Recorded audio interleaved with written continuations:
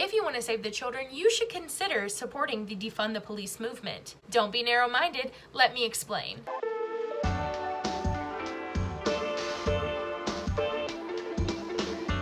While some people believe that defunding the police means to take all financial support away from the police, most people who use this, such as myself, actually mean that diverting some of the extra funds given to police to our state and governmental services would actually help to reduce crime, police our police, and save our children.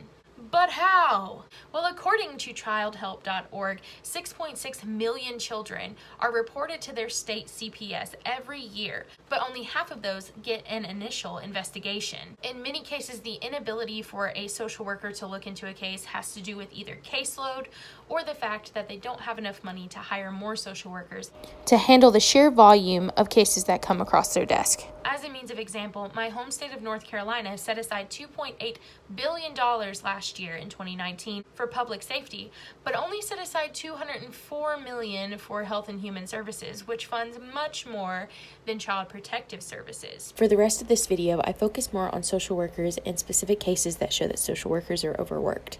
So here are some facts about overspending in the police departments so you can see just how much money they receive and how much they're spending.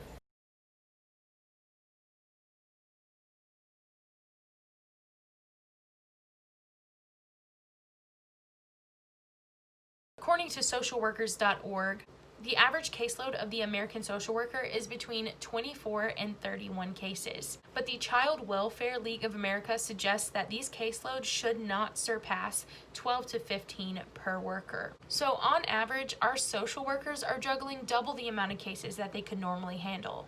That same resource said that in 2001, social workers would have a range between 10 and 100 cases to deal with at any given time.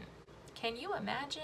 When we overwork our social workers, we unfortunately end up with cases like that of Gabriel Hernandez. He was a 9-year-old boy from Palmdale, California, who, despite had been reported to CPS multiple times, still ended up as one of the 4 to 7 children who die every single day to child abuse and neglect. And many people blame the social workers in this case because his name came up so often and came across their desk so often, but he still ended up being in the home with his abusers, who ultimately killed him. And while I agree that there was no reason for these social workers to pass this case over and over and not look into it further, I cannot dismiss the fact that these are perfect examples of overworked social workers. One of the many social workers who were being sued for negligence in this case had over 280 cases they were overseeing at that point. And this was not a new issue in the LA County Department of Child and Family Services. The Palmdale offices, which are actually located in LA County,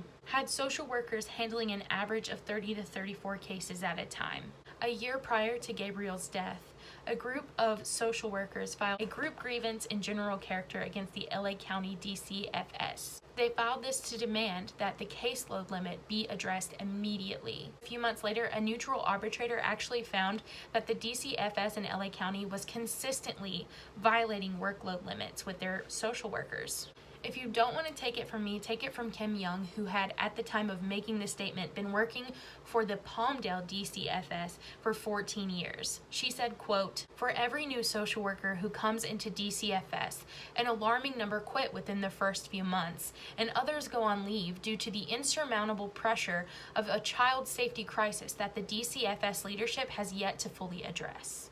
Currently, right now, we have a little girl named Sophie in the news who has said out of her own mouth the awful abuses that she has suffered at the hands of her mother's boyfriend that her mother has allegedly been complicit in. She lives in Collins County, Texas, where social workers have an average of 18 cases per social worker per day. Now, I can't find much about why the DPS decided to keep Sophie in her mother's care and didn't just completely remove her, and I cannot seem to find anything, so it leads me to believe that this is just negligence on the part of a social worker who chose to not take her out of the home. All children should be believed when they say that they're being abused. That abuse allegations should be thoroughly investigated, and we should stop dismissing our children when they tell us that something is wrong.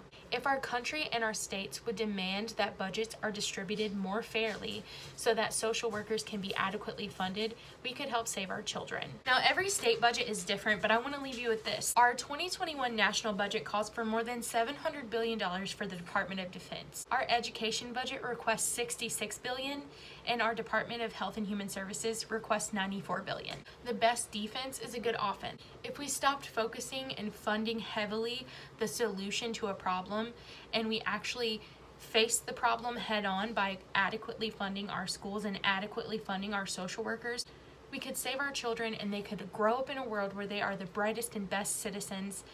And that's really all I have to say.